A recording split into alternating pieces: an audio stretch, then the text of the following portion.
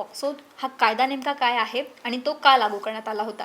POCSO कायदा म्हणजे लहान बालकांवरचं लैंगिक अत्याचाराच्या संदर्भातल्या ज्या घटना भयानक वाढत गेल्या त्याच्यानंतर त्या घटनेला आटोक्यात म्हणजे त्या प्रकरणांना आटोक्यात आणण्यासाठी ह्या कायद्याची निर्मिती केलेली आहे. म्हणजे थोडक्यात लैंगिक अत्याचारापासून संरक्षण बालकांना मिळावं यासाठी या पोक्सोच्या कायद्याची निर्मिती 2012ला झालेली आहे. पॉक्सो कायद्यामध्ये कोणकोणत्या गुन्ह्यांना कव्हर केलं जातं?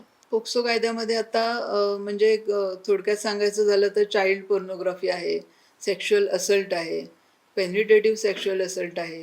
त्याच्यानंतर ह्या घटनेला मदत करणारे जे असतात त्यांना सुद्धा अबेटमेंटच्या ह्याच्यामध्ये घेतलं जातं. म्हणजे त्याच्यावर सुद्धा कठोर कारवाई होते.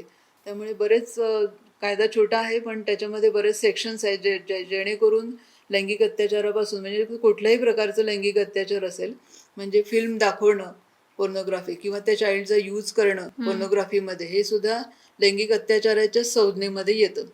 त्यामुळे लैंगिक अत्याचार